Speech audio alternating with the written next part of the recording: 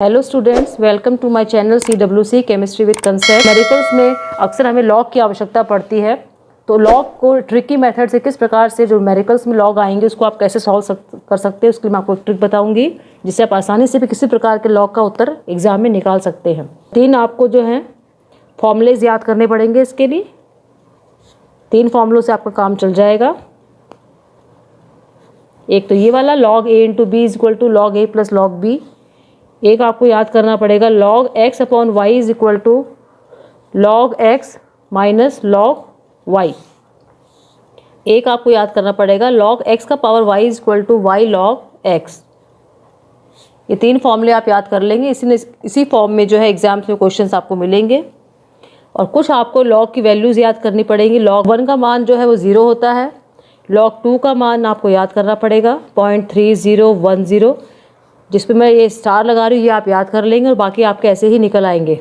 इनकी हेल्प से बाकी निकल आएंगे। log 3 का मान जो है 0.4770 होता है, इस पर भी स्टार लगा रही हूँ, ये याद कर लेना आप। log 4 आता है आपके, तो log 4 को अपन लिख सकते हैं log 2 का पावर 2 या 2 log 2। 2 जो है इसे गुणा कर देंगे log 2 का मान, तो इसका हमारा log 4 का आंसर निकल आएगा। अगला है log 5, इसकी वैल्यू भी हमें याद करनी पड़ेगी। तो आप कुल मिला के लास्ट में देखेंगे कि कुछ वैल्यूज़ ही हमें याद करनी पड़ेंगी और बाकी जो हम इनकी हेल्प से निकाल लेंगे। अगला log 6, इसको आपको याद करने की ज़रूरत नहीं है। इसको आप लिख सकते हैं log 6 की जगह 2 इंटू 3। अभी हमने एक सूत्र किया था ऊपर log a इंटू बी वाला, उसकी हेल्प से आप इसको लिख सकते हैं log 2 प्लस log 3। log 2 और log 3 की वैल्यू हमने अभी भी याद की है। log 2 है 0.3010, log 3 है 0.477, दोनों को ऐड कर देंगे तो log 6 का मान निकल आएगा। अगला है log 7, इसको भी हमें याद करना पड़ेगा, जो 0.8485 होता है। log 8 का मान हमें याद नहीं करना है, हमें पता है log 8 को हम लिख सकते हैं log 2 का पावर 3 या 3 log 2। ये सूत्र हमने अभी यहाँ किया था। log 2 की वैल्यू हमें पता है 0.3010 होती है, 3 से गुणा कर देंगे 0.3010 को, तो हमारा मान निकल आएगा log 8 का। log 9 का मान हमें याद नहीं करना है। log 9 के लिए हम लिख सकते हैं log 3 का पावर 2 या 2 log 3। 2 को गुणा कर देंगे log 3 से, log 3 का मान होता है 0.4770, तो हमारा आंसर निकल आएगा log 9 का। log 10 जो है उसका मान भी आपको याद नहीं करना है। अगर log 10 आता है तो आपको पता है log 10 का होता है 2 इंटू 5 होता है। इसको आप लिख सकते हैं log 2 प्लस log 5। log 2 का मान यहाँ लिख देंगे। log 2 का मान हमें पता है 0.3010 है, प्लस log 5 का मान जो है 0.6990 है। इसको ऐड कर लेंगे तो हमारा log 10 का मान निकल आएगा। अब मान लीजिए इसे एग्जाम्पल से मैं आपको बता रही हूँ 3rd चैप्टर में किस तरह से आपको log देखने को मिलता है। ये देखिए, मान लीजिए आपको आया है आंसर जो है ई सेल का मान आया है आपने क्वेश्चन सॉल्व किया है और ई सेल का आपका मान आया है log 2.8। अब आप इसका आंसर कैसे निकालेंगे, तो देखिए कैसे दिखाएंगे। ये log 2.8 है, इसका मतलब आपको देखने से लग रहा है कि इसका मान log 2 और log 3 के बीच में होगा। log 2.8 है, इसका मतलब इसका मान log 2 और log 3 के बीच में कहीं यहाँ है। 0.8 है, इसका मतलब ये 80% के आसपास है। इसके बीच में ये इसका आधा होता है, तो 80% के पास यहाँ कहीं नीचे है। इसका 0.8 है, इसलिए मैंने 80% के आसपास ले लिया इसका। log 2 का मान हमें पता है 0.3010 होता है। log 3 का मान होता है 4.4770 होता है। इसका 30 और 47 जो है 0.30 और 0.47 के बीच में 17 डिजिट हैं, 17 अंक आते हैं इसके बीच में। 17 का आधा होता है 8, और हमारा जो है ये 80% है, तो 8 से भी यहाँ नीचे आएगा तो ये 0.44 के आसपास आएगा हमारा। 0.3010 था 2 का मान। log 3 का मान जो था 0.4770 था। हमने स्टार्टिंग की 2 डिजिट ले ली इसके बीच में 17 डिजिट हैं। 17 का आधा 8 होता है, 8 का मतलब हो गया 0.30 से लेके 0.38 तक। तो अगर ये 50% होता तो 0.38 आंसर लिखता, लेकिन हमारा आंसर जो है 80% के आसपास है, तो इसके और इसके बीच में यहाँ देखेंगे तो 0.44 के आसपास हमारा आंसर इसका आएगा। तो हम रफ आइडिया लगा के ई सेल का आंसर जो है 0.44 लिख सकते हैं। एक एग्जाम्पल और देखिए, log 5.7 है मान लीजिए आपके पास में, इसका आपको आंसर निकालना है। तो हमें पता है कि 5.7 है, तो इसका मतलब ये log 5 और log 6 के बीच में है। log 5 का मान मैं लिख रही हूँ 0.6990 है और log 6 का मान जो है 0.7780 है। इसकी स्टार्टिंग के 2 डिजिट ले लेंगे, 0.69 ले लेंगे और 0.77 ले लेंगे। इनके बीच में जो है 8 का डिफरेंस है, 69 और 77 के बीच में 8 का डिफरेंस है और हमारा 0.7% आया है। 0.7 आया, इसका मतलब 70% के आसपास हमें देखना है। इसका 8 का हाफ होता है 4, 0.69 में 4 जोड़ देंगे तो हमारा हो जाएगा 73 हो जाएगा, लेकिन हमारा 70% है, इसका मतलब 73 के बाद में भी आएगा ये 0.73 और 0.77 के बीच में कहीं आएगा, तो हम इसको 0.75 लिख सकते हैं इस आंसर को रफ आइडिया लगा। एक एग्जांपल और लेते हैं हम। मान लीजिए हमें log 1.34 निकालना है। इसका कैसे निकालेंगे?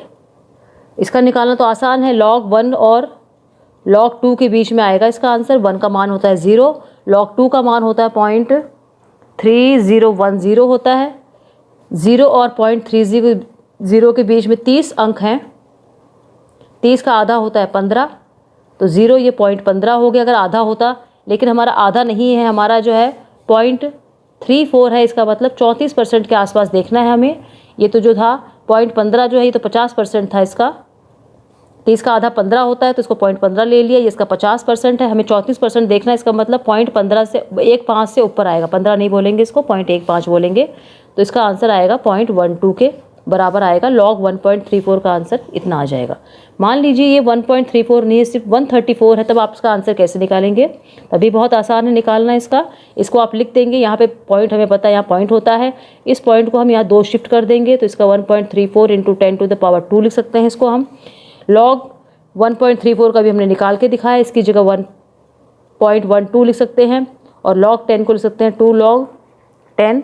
log 10 का मान कितना होता है आपको पता है, log 10 का मान 1 होता है, तो ये 0.12 + 2 × 1 हो जाएगा, तो इसका आंसर आ जाएगा 2.12। इस प्रकार से आप निकाल सकते हैं। मान लीजिए आपको एक और निकालना है, log निकालना है आपको 262 निकालना है। हमें पता है इसमें भी यहाँ 0 है, तो हम इसको लिख सकते हैं log 2.62 × 10⁻² लिख दीजिए इसको भी। अब ये 2.62 है, इसका मतलब ये log 2 और log 3 के बीच में है। इसकी वैल्यू जो है log 2 और log 3 के बीच में कहीं आएगी, 2.62 है इसलिए। अब log 2 का मान हम लिख देंगे 0.3010 होता है। log 3 का मान हमें पता है 0.4770 होता है। स्टार्टिंग के 2 डिजिट इसके लेंगे तो 0.30 हो जाएगा, ये 0.47 हो जाएगा। इन दोनों के बीच में 17 अंक आते हैं, 30 से लेकर 47 के बीच में 17 अंक आते हैं।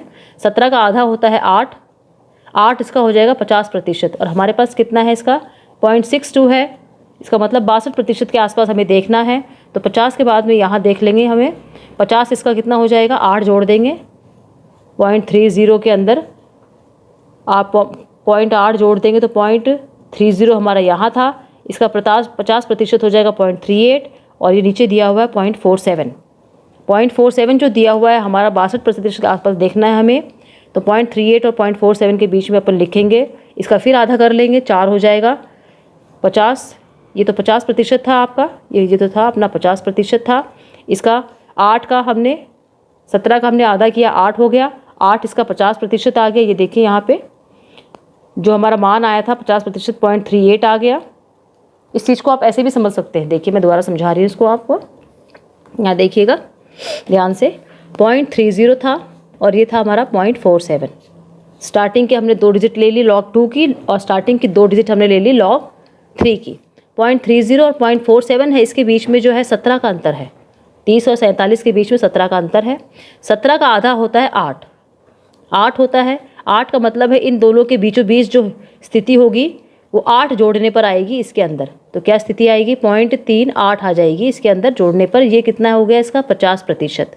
17 का आधा हो गया 8, 8 आधा का मतलब है 50%। हमें प्रश्न दे रखा है 2.62, हमें चाहिए 62% के आसपास। ये रहा 62% के आसपास चाहिए। 50% हमारा आंसर आता है 0.38 और ये जो है 0.47 जो है वो 100% है। ये 50% हो गया, ये है हमारा 100%। हमें निकालना है 62%, तो इसके बीच में कहीं आएगा। तो अंदाज हम देखते हैं कि जो ऊपर था 0.30, इसके और इसके बीच में 8 का अंतर है, इसके और इसके बीच में फिर 8 का अंतर है।